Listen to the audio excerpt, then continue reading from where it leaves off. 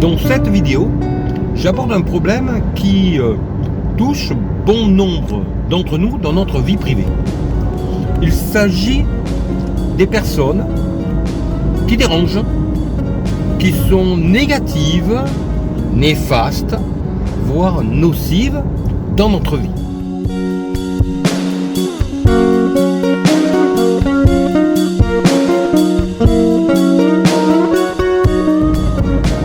Ces personnes peuvent être des personnes que nous côtoyons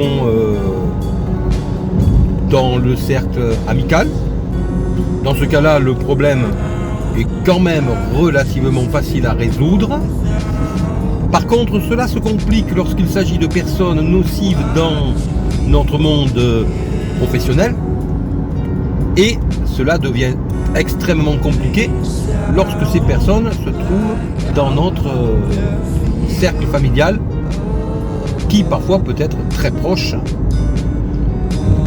ce qui rend la situation parfois quasiment insoluble. Alors voici comment le problème se pose.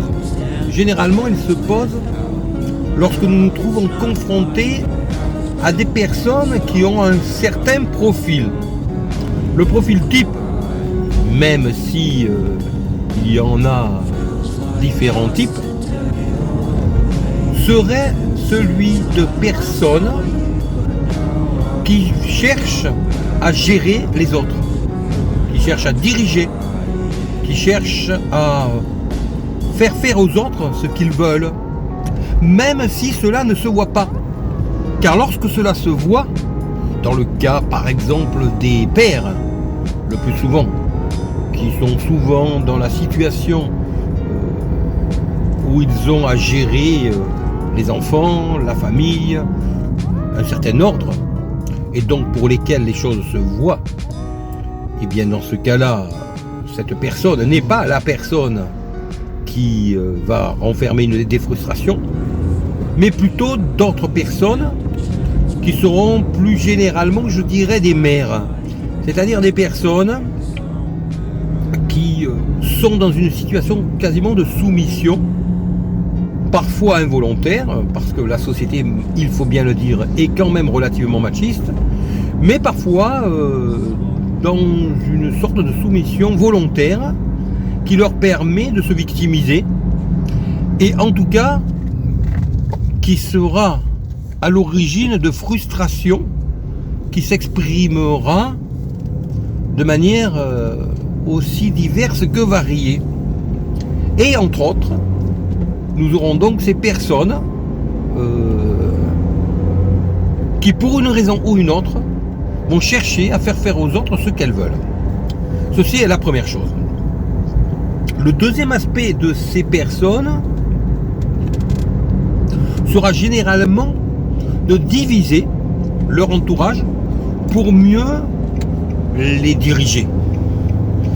Et c'est là que l'on reconnaît la stratégie qui consiste à diviser pour mieux régner, comme le dit la maxime bien connue, et qui correspond véritablement à une réalité.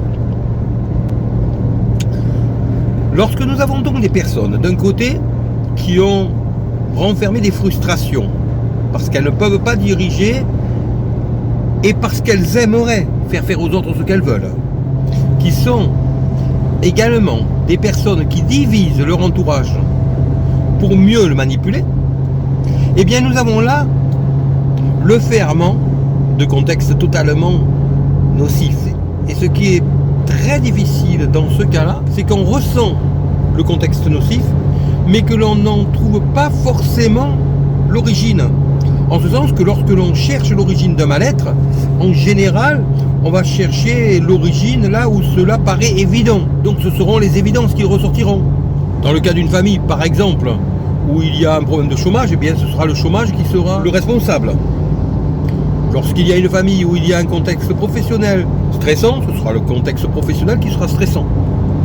Dans le cas d'une famille où il y aura un des parents qui sera relativement autoritaire pour faire avancer sa famille correctement, eh bien ce sera cette personne qui sera la responsable, et ainsi de suite. Mais tous ces phénomènes, qui sont généralement pris pour des causes, sont en réalité des phénomènes superficiels qui cachent la cause profonde, qui est, comme je le disais, une personne qui d'un côté a une frustration et a envie de faire aux autres ce qu'elle veut, et d'un autre côté qui divise les gens. Rappelons que, comme je l'ai abordé dans une vidéo précédente il y a un certain temps, il y a une manière relativement simple de détecter une personne nocive. Il y a les personnes qui rassemblent et il y a les personnes qui divisent. Les personnes qui divisent séparent, éloignent, font du mal. Les personnes qui rassemblent, qui éparent, sont des personnes qui essaient de faire que les gens s'entendent, se sentent bien. Car séparer les gens est facile, les rassembler est difficile. Rassembler les gens, les faire communiquer, les faire s'entendre, demande une énergie beaucoup plus importante que les diviser. C'est ainsi que l'on reconnaît des personnes négatives, nocives, des personnes bienfaisantes. Pour résumer, la personne bienfaisante rassemble. La personne bienfaisante organise des repas, organise la bonne entente, organise l'harmonie. La personne bienveillante va être soucieuse de l'ambiance, des odeurs, des couleurs. La personne malveillante, nocive, divise. Elle sera ce que l'on appelle un empêcheur de tourner en rond. Elle aura toujours des choses à objecter pour que les choses ne se fassent pas ou ne puissent pas se faire. Une fois que nous sommes capables de déterminer quand nous avons dans notre entourage proche, parfois très proche, une personne malveillante, donc nocive, qui peut très bien avoir une apparence extrêmement sympathique et souriante d'ailleurs. Cela n'est pas du tout incompatible et cela est d'autant plus redoutable. Et bien une fois que nous avons déterminé que nous avons dans notre entourage une personne de ce type, il faut se poser la question de savoir ce qu'il y a à faire. La première chose à savoir est qu'une personne malveillante est nocive et qu'une personne nocive ne se change pas. Car là est le premier écueil. Se dire que l'on va changer la personne, se dire qu'on va lui faire comprendre. Non, ça ne marche pas. On ne change pas la nature intrinsèque de quelqu'un. Cela est particulièrement difficile à accepter lorsqu'il s'agit de la personne avec laquelle on vit, par exemple, lorsqu'il s'agit du père ou de la mère de nos enfants. Cela est particulièrement terrible, difficile à accepter. Surtout lorsqu'il s'agit d'une personne qui paraît sympathique, qui va être une personne avenante, souriante, gentille avec tout le monde. Cela n'a strictement rien à voir. Cela ne l'empêche pas d'être une personne qui peut s'avérer être particulièrement nocive, à partir du moment où elle cherche à faire aux autres ce qu'elle veut, sans que cela soit affiché bien entendu, et à partir du moment où c'est une personne qui divise les gens. Une fois que le problème est bien posé, et que l'on a compris que l'on ne peut pas changer cette personne, il ne reste malheureusement pas beaucoup de solutions. La solution consiste à se séparer de cette personne ou de l'éloigner pour s'en préserver. C'est une situation que j'ai vécue il y a quelques années et sur laquelle on m'interroge ces derniers temps parce que j'ai longuement réfléchi à cette situation. J'en avais pris conscience environ 5 ans avant de me séparer. Donc j'ai pris le temps d'observer les choses, de regarder, d'être sûr de moi. Le dernier de mes enfants n'était pas encore majeur. Et donc, j'avais pris le temps jusqu'au moment où celui-ci serait majeur pour prendre une décision. Depuis, un certain nombre d'années ont passé. Et je peux donc répondre aux personnes qui m'interpellent maintenant assez régulièrement sur ce sujet qui est apparemment de plus en plus fréquent. Ayant une certaine distance avec les événements passés, cela me permet d'en avoir une analyse relativement sereine. Et mon expérience, qui n'est qu'une expérience, peut bien sûr servir aux autres. À partir du moment où j'ai pris le temps d'y réfléchir, où j'en ai tiré certaines conclusions, qui sont ce qu'elles sont, mais qui peuvent être valables pour certaines personnes, pas pour d'autres.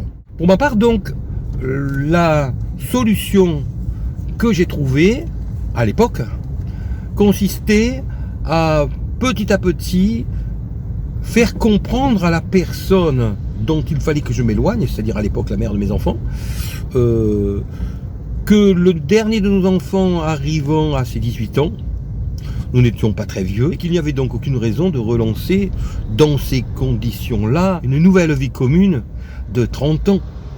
Alors bien entendu, ce qui est compliqué dans ce cas-là, c'est que bien souvent, il n'est pas possible de dire les choses aussi froidement à la personne. Dans mon cas, ce n'était pas possible. Donc il faut faire comprendre les choses à la personne de manière à ce que celle-ci en vienne elle-même à la conclusion. Et c'est ce que j'ai fait. Ainsi, les choses peuvent se faire en douceur, en évitant les heurts, les drames, bien que de toute façon, aboutissant fatalement à une séparation, cela est toujours un drame, principalement pour les enfants qui généralement ne comprennent pas et vont écouter ce qui leur est dit.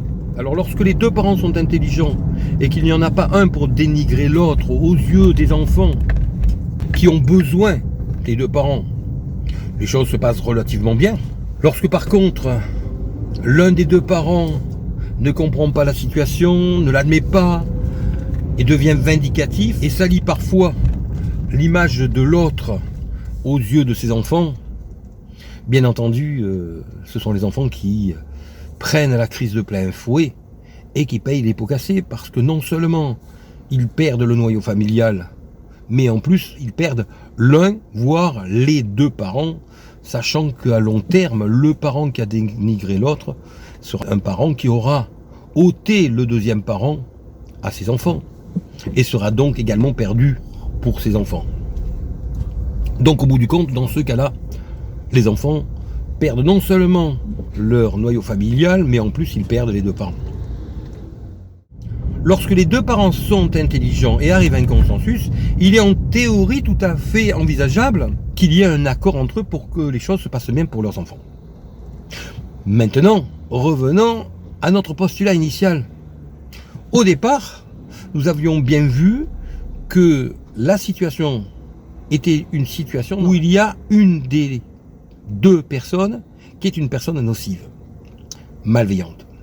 Et donc, malheureusement, on peut bien s'attendre à ce que dans ce cas-là, la personne malveillante ne fera pas tout ce qui est possible pour que les choses se passent bien, puisqu'elle est malveillante du fait qu'elle divise les gens.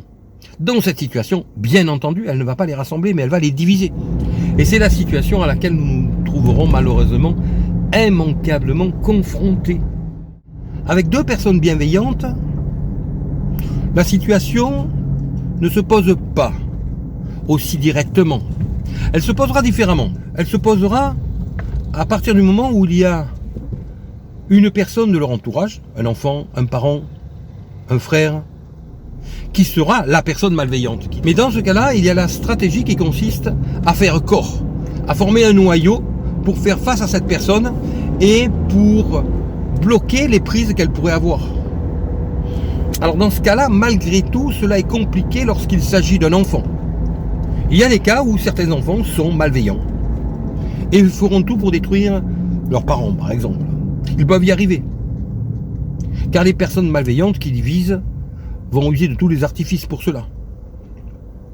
Et quelle que soit la personne malveillante, de toute façon, elle tentera toujours de diviser pour mieux régner, ou par simple satisfaction personnelle, ce qui est assez inconcevable pour quelqu'un qui est bienveillant. Mais malheureusement, c'est quelque chose qui existe. Donc dans tous les cas, pour conclure, je dirais que lorsque l'on se trouve avec une personne malveillante dans notre entourage, il faut l'éloigner, ou il faut s'en éloigner. Pour cela, à mon avis, il ne faut pas hésiter à changer de vie lorsque cela est nécessaire. Il ne faut pas hésiter à interrompre le cours des choses lorsque le cours des choses est malveillant, car de toute façon la situation est condamnée et cela n'aboutira jamais à rien. Il est donc préférable, à mon avis, d'avoir le courage de changer les choses pour se retourner et se remettre dans une nouvelle situation plus positive, plutôt que de les supporter indéfiniment et avoir une vie tout à fait insupportable.